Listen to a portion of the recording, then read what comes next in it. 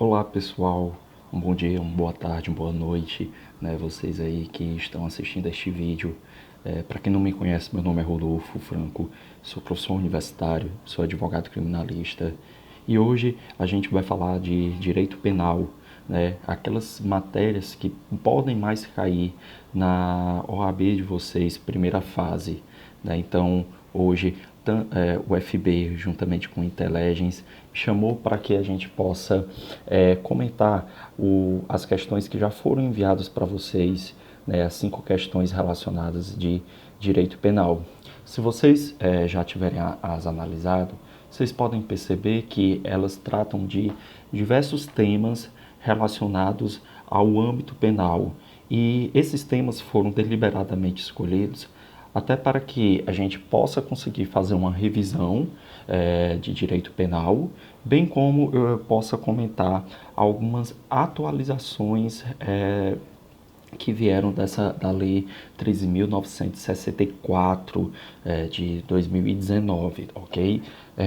Em relação a essa lei, o primeiro cuidado que eu queria que vocês tivessem é que, apesar de ela ter sido promulgada em 24 de dezembro de 2019, ela só entrou em vigor em 23 de janeiro de 2020.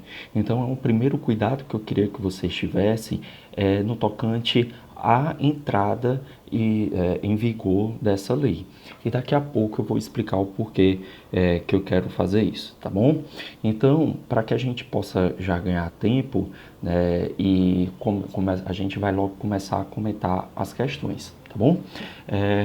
A primeira questão de direito penal vem colocando assim: a respeito da lei penal no tempo e no espaço, julgue os seguintes itens, tendo como referência o Código Penal e a jurisprudência dos tribunais superiores. Aí, a primeira assertiva vem colocando assim: a lei penal mais benéfica retroagirá em benefício do réu, de acordo com o princípio da retroatividade benéfica penal. Vamos lá, pessoal. A questão, ela trata de duas matérias, que são duas matérias que estão no início do Código Penal, que é a Lei Penal no tempo e a Lei Penal no espaço. Eu vou tratá-las agora de uma forma separada para que a gente para que a gente possa mostrar a peculiaridade de cada uma e a diferença de cada uma delas. Primeiro, quando eu trato de lei penal no tempo, eu estou querendo saber qual é a lei penal que será aplicada àquele fato que eu estou analisando. Então, o Código Penal, no artigo 4º, ele vem dizendo o seguinte, que a lei penal a ser aplicada será aquela que está vigente no momento do crime. Rodolfo, como assim o momento do crime? O que seria isso? O momento do crime, pessoal, ainda segundo o artigo 4º do Código Penal, é o momento da ação ou da omissão. Em suma, é o momento da conduta. Então, para o direito penal, o que importa é a lei que está vigente no momento da conduta, ainda que outra posteriormente a revogue. Rodolfo, mas é possível uma outra lei que não estava vigente no momento da conduta, ela ser aplicada a esse caso? Sim, pessoal, é possível, contanto que a lei posterior ela seja mais benéfica. Isso, inclusive, é até uma determinação constitucional. Lá na Constituição, em seu artigo 5º, vem dizendo assim: a norma penal não retroagirá, salvo para beneficiar o réu. O que é que o artigo 5º está querendo dizer? Ele está querendo dizer o seguinte, ó, a norma penal ela é dotada de extratividade. O que é extratividade? É a possibilidade de a norma penal produzir efeitos, ainda que ela tenha sido revogada, ou então produzir efeitos a fatos anteriores à sua vigência. Se a norma tiver sido revogada e ela continuar produzindo efeitos, nós chamaremos isso de ultratividade. Se a norma ela produz efeitos a fatos anteriores à sua vigência, nós chamaremos isso de retroatividade. Então, a norma penal ela é dotada da ultratividade e da retroatividade, que são espécies de extratividade, tá certo? Então, o direito penal, Para ele, a regra, né, a regra no âmbito penal é justamente a que deve ser aplicada a lei que estava vigente no momento do crime. Como é que eu chamo isso? Eu chamo de teoria da atividade. Então, o direito penal, bora lá, ele adota a chamada teoria da atividade, que vem estabelecendo que a lei a ser aplicada deve ser aquela lei que estava vigente no momento do crime. Existe a exceção a isso que eu estou falando? Existe, que é a norma posterior, que ela é mais benéfica. Se norma posterior for mais benéfica, então ela retroagirá para beneficiar o réu, tá certo? Algumas observações eu queria fazer a isso. Primeira observação. Súmula 711 do Supremo Tribunal Federal. O que é que essa súmula ela vem tratando? Ela vem dizendo o seguinte: nos casos dos crimes permanentes e continuado, se durante a permanência ou então durante a continuidade delitiva entrar em vigor uma nova norma e essa nova norma for mais grave, ela será aplicada. Em outras palavras, o que é que vocês têm que observar nos crimes permanentes e nos crimes permanente e continuado? Qual é a lei que está em vigor no momento da cessação da permanência ou da continuidade delitiva? Lembrando-lhes que permanente é aquele crime que ele se prolonga com o tempo, tá bom? É uma única conduta, é uma única ação, mas essa ação ela vai se prolongando com o tempo, né? É o caso do sequestro, é o caso da ocultação de cadáver, é o caso do tráfico de drogas, é o caso de lavagem de dinheiro, etc. Então, são crimes que eles se prolongam com o tempo. Qual lei vai ser aplicada? A lei que está vigente no momento da cessação. Então, se uma pessoa ela foi sequestrada em um dia X, e nesse dia a pena era de 1 a 4 anos, e quando ela foi libertada, a pena do crime era de 2 a 6 anos, qual será utilizada? A de 2 a 6 anos, porque era a lei que estava vigente no momento da cessação da prática delitiva, ainda que o crime seja mais grave. Já o crime continuado é um concurso de crimes, que eu vou falar isso mais à frente. Mas para que você já possa diferenciar, crime permanente, uma classificação de crime, é apenas um crime, enquanto que o crime continuado, ele é um concurso de crimes, tá certo? Essa é a primeira observação. Segunda observação. Rodolfo, no momento do crime, existia uma lei que estava vigente e ela que ia ser aplicada, mas quando o juiz foi sentenciar, o juiz percebeu que houve a promulgação de uma outra lei. Só que tem um detalhe. Essa outra lei, ela é parcialmente mais benéfica. O que é que isso quer dizer? Se eu fizer uma comparação da lei que estava vigente no momento do crime, da nova lei, eu percebo que parte da lei antiga é mais benéfica em comparação a essa lei nova, e parte da lei nova é mais benéfica em comparação à lei antiga. E aí, Rodolfo, eu posso fazer a combinação dessas duas leis, ou seja, pegar a parte mais benéfica da primeira lei, que estava vigente no momento do crime, e a parte mais benéfica da segunda lei, que estava vigente no momento da sentença, e unificá-las. Galera, o Superior Tribunal de Justiça, o STJ, ele já tem entendimento pacífico que você não pode fazer isso. É a súmula 501, tá bom? Então não é possível ser adotada, ser combinada as normas benéficas, porque ele entende que se for feito isso, haverá uma violação ao princípio da separação dos poderes. Então, não é possível. E aí, como é que o juiz vai fazer? O juiz vai ter que analisar o caso concreto, e no momento em que ele analisa o caso concreto, ele vai ter que verificar qual é a norma mais benéfica para o réu. Tá bom? Mas norma mais benéfica em sua completude. Então, ele vai ter que verificar toda a legislação, e aí ele vai ver em sua completude qual é a norma mais benéfica. A norma mais benéfica é a que estava vigente no momento do crime. Não, a norma mais benéfica é a que estava vigente no momento da conduta. Então, ele vai ter que fazer esse tipo de verificação. Tá bom?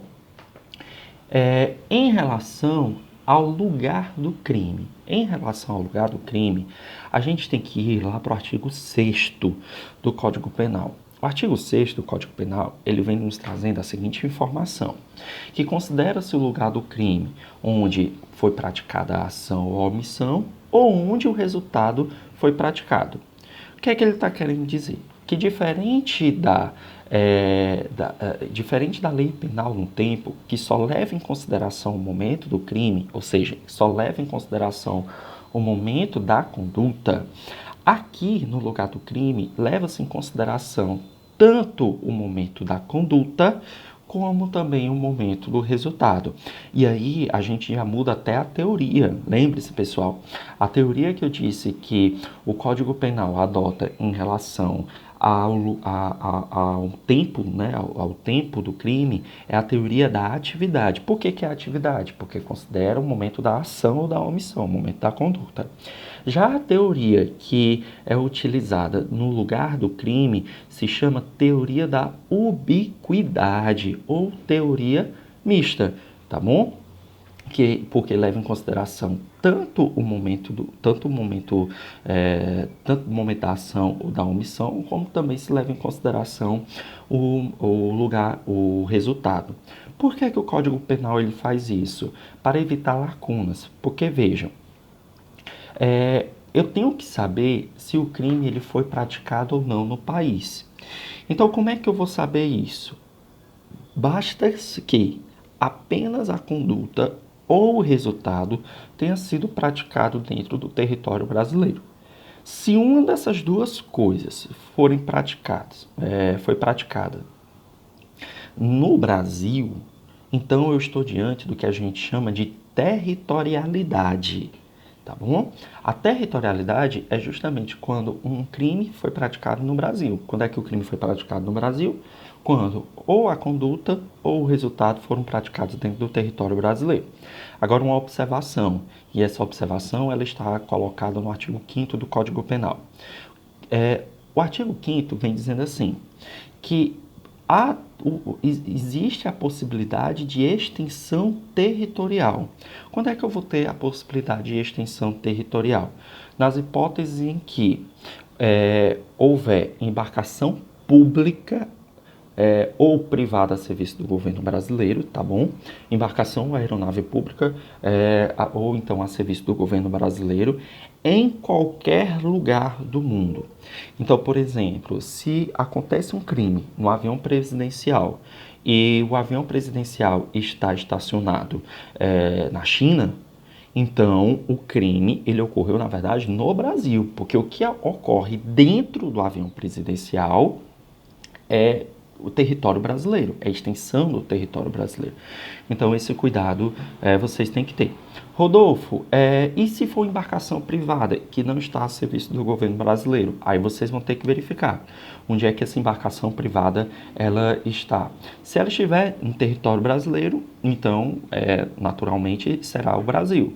Se ela estiver em território estrangeiro, por ser uma embarcação privada e por estar em território estrangeiro, então será o território estrangeiro. Ela praticou o crime, né? O que se pratica dentro da embarcação privada, na verdade você está praticando o crime naquele país respectivo. Agora, se você pratica o crime em uma embarcação privada e essa embarcação privada ela está em alto mar, aí a gente vai para o chamado critério da bandeira. O que é o critério da bandeira? É justamente a verificação da nacionalidade daquela embarcação. Não sei se vocês já repararam, mas sempre quando a gente entra em uma aeronave, por exemplo, ao lado da porta tem uma bandeirazinha para dizer qual é a nacionalidade daquela embarcação. Então, se eu entro dentro de um avião da Gol, que tem a bandeirazinha do Brasil ali, eu estou, e esse avião está em alto mar, o que eu praticar lá dentro, na verdade, eu estou praticando em território brasileiro, segundo o direito penal. Além da territorialidade, que é a regra no âmbito penal, existe também a chamada extraterritorialidade, que é a exceção. E veja, primeira observação que eu queria em relação à extraterritorialidade, ela só é possível para crimes, não é possível extraterritorialidade nas contravenções penais. Isso é vedado pela lei de contravenções penais, tá certo? Então, a extraterritorialidade só é possível nos casos em que houver crime, nunca é possível nos casos em que houver contravenção penal. E o que é extraterritorialidade? É a possibilidade de a lei brasileira ser aplicada a fatos praticados em território estrangeiro, ok? Quando é que o crime é praticado em território estrangeiro? Quando tanto a conduta quanto o resultado foram praticados integralmente fora do território brasileiro. Voltando a lembrar, pessoal, como o Código Penal adota a teoria da ubiquidade, ou teoria mista, ou teoria eclética, se ou a conduta ou o resultado for praticado em território brasileiro, há uma territorialidade. Mas se nenhum dos dois for praticado em território brasileiro, então utilizando a teoria da ubiquidade, será a possibilidade de extraterritorialidade. Mas percebam, a extraterritorialidade ela só pode ocorrer se aquelas hipóteses do artigo 7º estiverem presentes. E aí eu tenho duas possibilidades de extraterritorialidade. A extraterritorialidade incondicionada, que está lá no inciso 1º do artigo 5º, ou do artigo 7º do Código Penal, e a extraterritorialidade condicionada, que aí as hipóteses estão no inciso 2º, né, do artigo 7º. Só que um detalhe, vocês têm que combinar o inciso 2º com o parágrafo 2º do artigo 7º, tá bom? Então, vamos voltar aqui para a questão. A questão ela vem dizendo: a lei penal mais benéfica retroagirá em benefício do réu, de acordo com o princípio da retroatividade benéfica penal. Perfeita essa afirmação. Essa afirmação está correta, porque foi o que eu disse. Se a lei penal... Qual é a lei penal que vai ser aplicada? É a que estava vigente no momento da conduta. Se for promulgada, se entrar em vigor, melhor dizendo, uma nova lei mais benéfica, então essa nova lei ela vai retroagir aos fatos anteriores, que é o que vem dizendo. Segunda questão, ou segunda assertiva, vem colocando assim: em relação ao tempo do crime, o direito penal adota a teoria da atividade. Perfeito, pessoal, essa afirmação, que eu também já tratei com vocês. O tempo do crime adota a teoria da atividade. O que quer dizer a teoria da atividade? Que considera-se o momento da conduta, desprezando o momento do resultado. Não importa para o tempo do crime, em que momento ocorreu o resultado, tá bom? 3. Em relação ao lugar do crime, o direito penal brasileiro adota a teoria do resultado. Errado, pessoal, como eu acabei de falar. Em relação ao lugar do crime, a lei brasileira adota a teoria da ubiquidade, ou teoria mista ou teoria eclética. E 4.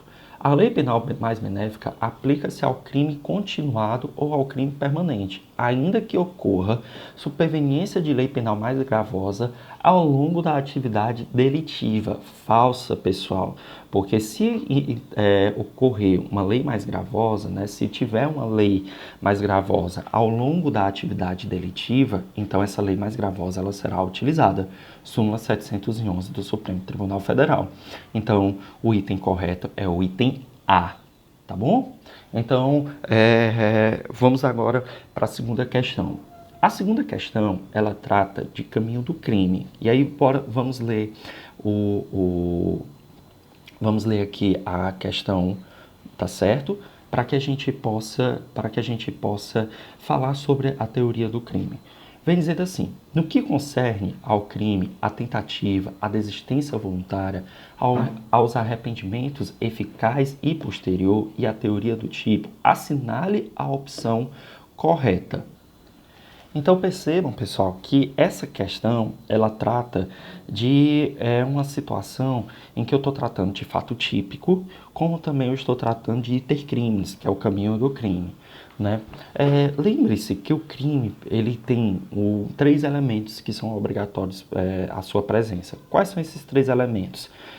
Justamente fato típico, antijuridicidade, culpabilidade. Então, eu tenho que ter obrigatoriamente esses 3 elementos. O fato típico, que é o objeto de análise dessa questão, ele, para que possa ser configurado, é necessário que ele tenha 4 elementos. Quais são?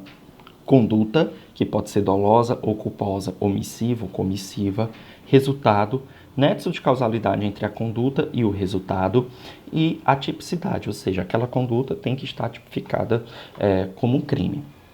Vejam, pessoal, que a conduta, ela, para que possa gerar um resultado, ela tem que passar por um caminho, ela tem que percorrer um caminho que a gente chama de intercrimes. O intercrimes, ele pode ser dividido em 4 momentos, segundo a doutrina, né? Esses 4 momentos são pacíficos em toda a doutrina. Quais são eles? Cogitação, que é o momento em que a pessoa pensa na prática do crime, atos preparatórios, atos executórios e a consumação. A partir de quando o crime ele passa a existir? A partir do momento em que a pessoa ingressa nos atos executórios. Então, quando ela ingressa nos atos executórios, ela pode... É o momento em que ela começa a praticar o crime, chegando ao seu ápice, que é a consumação. Só que tem um detalhe. Entre o ato executório e a consumação, podem ocorrer 3 situações, e essas 3 situações podem impedir a consumação. Quais são elas? A tentativa, a desistência voluntária e o arrependimento eficaz. O que é a tentativa? A tentativa, ela está lá no artigo 14, inciso 2º do Código Penal. E ela vem dizendo o seguinte, que será tentado aquele crime quando o autor inicia a conduta, mas ele não consegue alcançar o resultado por circunstâncias alheias à sua vontade. Em outras palavras, o autor quer a consumação do crime, mas ele não consegue alcançar esse resultado por circunstâncias alheias à sua vontade. É diferente da desistência voluntária e da desistência voluntária e do arrependimento eficaz, que ambos estão tratados no artigo 15 do Código Penal.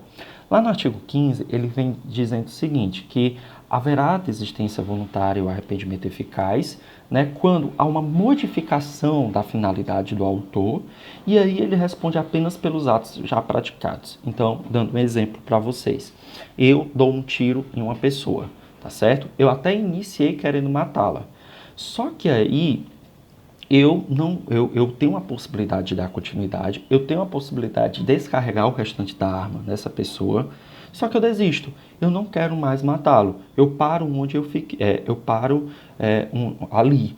Então, nessa situação, a gente está diante de uma desistência voluntária e eu respondo apenas pelos atos que eu pratiquei. Qual foi o ato que eu pratiquei? Eu não acertei a pessoa, então como eu acertei a pessoa, lesão corporal, aí tem que se verificar se é leve, grave ou gravíssima, tá certo? O arrependimento, o arrependimento ele vai um pouco mais além. Porque o arrependimento, o autor, ele começa a praticar todos os atos possíveis para evitar a consumação do resultado. Porque perceba, enquanto que na desistência eu paro, não dou mais continuidade à conduta que eu iniciei, o arrependimento você tenta inverter aquilo que você fez. Então, se você, por exemplo, dá um tiro na pessoa e a pessoa está lá sangrando, pedindo ajuda, pelo amor de Deus, para não matar, e você se arrepende e chama a ambulância, né? Começa a adotar as medidas de primeiro socorro para evitar o óbito dessa pessoa, então a gente está diante de um arrependimento eficaz. Agora vejam, qualquer um dos 3, tentativa, desistência voluntária e arrependimento eficaz, qualquer um dos 3, para que possam ser configurados, não podem ter a consumação. A consumação não pode haver. Porque se eu tiver a consumação, descaracteriza qualquer um dos 3. Então, se eu disser, o crime foi praticado na modalidade tentada, então já sei que não houve consumação. Houve uma desistência voluntária. Houve um arrependimento eficaz. Então, já sei que não houve uma consumação. Então, são dois institutos que eles não podem estar, não podem convergir, que é consumação, tentativa, desistência voluntária e arrependimento eficaz. Se um deles estiver presente, a consumação ela não existe. Se a consumação existir, os outros não podem estar presentes.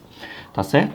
E além disso, pessoal, eu tenho também o chamado crime impossível, que é aquele crime, que é aquela possibilidade também chamada de tentativa inidônea, ou tentativa, ou tão quase crime, tá bom? Que vai ocorrer, e isso está colocado no artigo 17 do Código Penal, que vai ocorrer quando tiver uma ineficácia absoluta do meio, tá bom? Quando houver uma impropriedade absoluta do objeto do crime, do objeto material do crime, tá bom? E como também que é o que vem trazendo o artigo 17. Qual é a teoria adotada? Qual é a teoria adotada pelo Código Penal no tocante ao crime impossível? É a teoria temperada ou moderada. Teoria objetiva temperada ou moderada. Por quê, pessoal? Porque para o Código Penal tem que haver a ineficácia absoluta do meio e tem que haver então a impropriedade absoluta do objeto material. Como assim? Um exemplo de ineficácia absoluta do meio. Que meio é esse? É um instrumento que você utiliza para praticar o crime. Então, se eu quero matar uma pessoa utilizando uma arma, qual é o meio que eu vou matar essa pessoa? É a arma. Se a arma, acontece com ela o que a gente chama de bater catolé, ou seja, no momento em que vai ser utilizada, ela não funciona, então há uma ineficácia absoluta do meio. Agora vejam, a ineficácia absoluta do meio ser utilizada daquela forma. Como assim, Rodolfo? Eu tentei atirar, a arma ela não atirou. Então, se eu utilizar daquela forma que é para ser, vai haver realmente uma ineficácia absoluta do meio. Agora, se eu pegar a arma, pegar uma parte da arma e começar a bater, dar coronhadas na pessoa, eu tornei um meio que a priori era ineficaz em eficaz. E se essa pessoa vier a falecer, então ocorreu um crime, tá bom? Então vejam que o objeto ele só é ineficaz se eu for utilizá-lo da forma como era para ser. Então, isso é um primeiro detalhe. Em relação à impropriedade absoluta do objeto material, é quando o objeto ele não pode mais ser, não pode recair a lesão sobre ele. É o famoso caso de uma pessoa que tenta matar um cadáver. Não tem como você matar um cadáver porque o cadáver já está morto. O bem jurídico já foi tolhido, o bem jurídico já saiu dali, não existe mais vida, né? Que é justamente o bem jurídico que deve ser lesionado. Então, como o objeto não tem mais a possibilidade de ser vítima, né? O objeto não tem mais a possibilidade de ser lesionado, porque o bem jurídico ele que se almeja não existe mais, então é uma impropriedade absoluta. Então vamos voltar aqui diante disso, né? Vamos voltar aqui para as alternativas. Bem dizendo a alternativa A, o Código Penal brasileiro adotou a teoria objetiva pura para a caracterização do crime impossível, em razão da inidoneidade do objeto ou do meio para a prática do crime. Errado, pessoal, não é a teoria objetiva pura, é a teoria objetiva moderada ou então temperada, ok? Então, indo para a letra B. A letra B vem dizendo assim: a tentativa incruenta ou branca ocorre quando, iniciados os atos executórios, o agente não consegue a consumação do delito por força alheia à sua vontade e nem atinge o objeto material do crime. Exatamente, pessoal. Essa alternativa está correta. A tentativa incruenta ou branca é quando... a tentativa, o que é? É quando você não consegue a consumação. E por que ela é branca ou então incruenta? Porque o objeto que você almejava lesionar não foi lesionado. Então, por exemplo, eu quero matar uma pessoa. Pego a arma e começo a desferir tiros contra ela. Mas nenhuma bala acerta a pessoa, né? Nenhuma bala acerta a vítima. O que é isso? Tentativa, porque eu queria matá-la, mas eu não consegui matá-la. E ela é branca, porque eu não atingi o objeto. Quem seria o objeto? A pessoa. Então, como eu não atingi o objeto, então é uma tentativa branca. Letra C vem dizendo assim: a recepcência ocorre quando o agente, durante os atos executórios, abandona a empreitada criminosa, deixando o seu intento inicial, embora com a superveniência do resultado lesivo idealizado. Errado, pessoal, porque recepcência é sinônimo de arrependimento eficaz. Lembre-se, arrependimento eficaz, a pessoa ela tenta inverter a situação e também não pode ter crime. A consumação ela não pode ocorrer, tá bom? Então, são dois detalhes que tem que ser verificados. Letra D. Arrependimento posterior ocorre quando o agente, mesmo em crimes cometidos com violência ou grave ameaça à pessoa ou ao bem tutelado, repara o dano à pessoa ou restitui o bem até a prolação da sentença por ato voluntário próprio. Pessoal, esse dispositivo ele também está errado. Por quê? Porque o que é o arrependimento posterior? Vejam só, por que ele fala posterior? É posterior à prática do crime, posterior à consumação do crime. Então, percebam que eu tenho que ter a consumação e ele tem que ser posterior. E aí tem algumas informações que já nos mostram que está errado. Porque ele vem dizendo assim: Com violência ou grave ameaça. Não pode ter violência ou grave ameaça, tá bom? Segundo, só pode ser para os crimes praticados, os crimes patrimoniais ou com efeitos patrimoniais. Essa é a segunda situação. Terceiro, a reparação do dano tem que ser até o recebimento da denúncia e não até a prolação da sentença, tá bom? Então, o item D também está errado. Segunda questão, o item correto é o item B de bola. Terceira questão, pessoal, vem dizendo assim, ó. Em conversa reservada, José expõe a João o desejo de acabar com a própria vida, no que recebe o apoio e incentivo de João à empreitada. Posteriormente, José tenta se suicidar, mas é socorrido por sua mãe e sobrevive com lesões corporais leves. Considerando a situação hipotética, assinale a alternativa correta. O que é isso, pessoal? Isso aqui, ele está tratando de uma situação que pode se enquadrar no que a gente chama de instigação ou induzimento ao suicídio, ok? A instigação ou induzimento é quando a pessoa ou dá a ideia, ou então, quando a vítima ela já possui a ideia, há um reforço por parte do agente para que essa ideia ela seja colocada em prática. Houve uma modificação dessa lei, né? Houve uma modificação da instigação do induzimento ao suicídio pela Lei 13.964, que aumentou e muito a questão de condutas, né? Trouxe mais condutas devido àquela brincadeira que estava, brincadeira entre aspas, né? Mas aquele desafio que estava sendo colocado na internet da baleia azul. Então, devido a esses fatores, foi ampliado o artigo, né, trazendo muito mais situações, como, por exemplo, a questão de qualificar, a questão de deixar o crime qualificado, aumentando a pena quando o crime é praticado contra pessoas menores de 14 anos. Né? Então, teve muito mais esse detalhe. Só que reparem, pessoal, aqui, algumas situações a gente vai ter que verificar, né? Porque vem dizendo assim, letra A, João responderá por lesões corporais leves. Não, João não responderá, porque a lesão corporal, ela só é praticada quando eu pratico uma ação que gere a lesão, né? Uma ação lesiva. Em nenhum momento João praticou esse tipo de ação. Na verdade, João, ele apenas induziu. Não houve essa lesão. B. João responderá por tentativa de instigação ao suicídio. Galera, essa letra B talvez é o que muitos tenham marcado, porque essa letra C dá a ideia de que há uma possibilidade de tentativa no crime de instigação e induzimento ao suicídio. Existe a possibilidade de tentativa nesse crime? Existe, tá bom? Mas a tentativa, para que ela possa existir, tem que resultar lesão corporal de natureza grave ou gravíssima. Se for tentativa